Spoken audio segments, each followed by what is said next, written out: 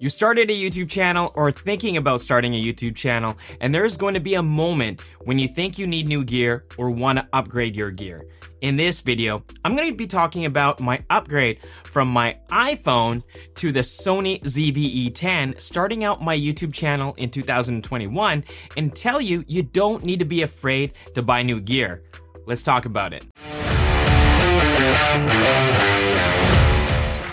This is my Sony ZV-E10. I've upgraded recently to the Sony FX30 as my primary camera, and I still use and love my Sony ZV-E10 as a B cam and also learning photography, even though this camera is more video-centric in nature. If you were watching this video, you probably have heard that gear doesn't matter. To a certain extent, that is true. Gear doesn't matter to that certain extent, but if you think about your YouTube channel and what you need to create content, a camera of some sort is something you're going to need for 90 to 99% of YouTube videos.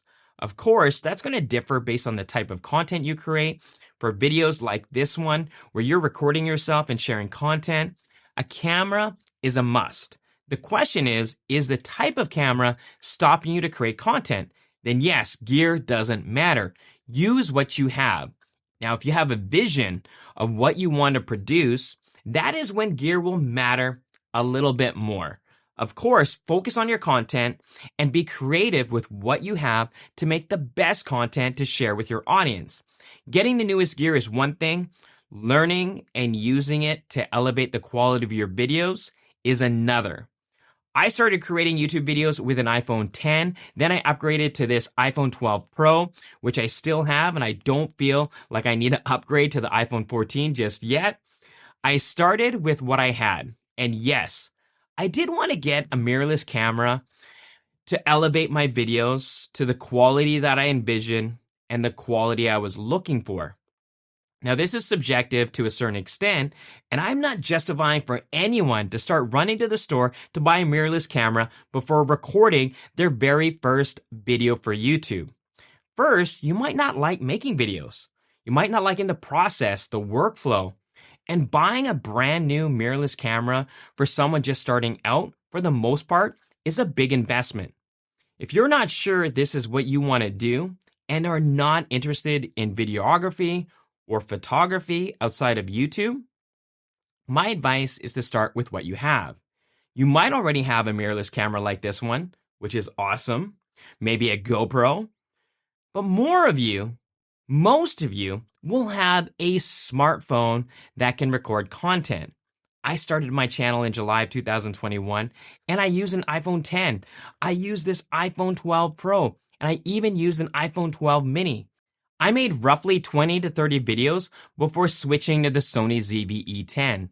In December of 2021, roughly 5 to 6 months later, with consistency and loving what I was doing, I grew to 100 subscribers, which was a big deal for me.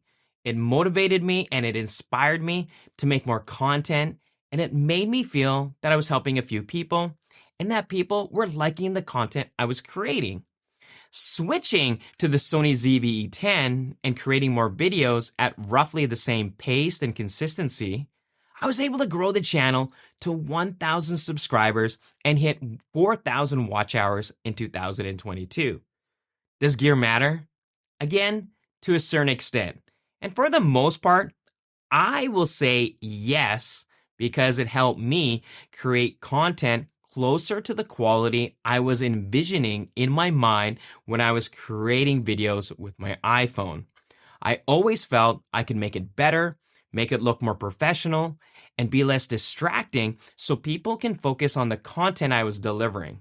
I thought about that jump to a mirrorless camera pretty early on, and I knew I would need the time to research and invest the time to learn how to use a new camera. Now, it wasn't just the Sony ZV-10 or elevate the visual quality of my videos. There was also lighting. There was also the different lenses, understanding composition, exposure, all the things that I needed to learn that helped as well. My intent for this video isn't to say buy whatever you want and take out a loan or max your credit card to get the best mirrorless camera you can afford.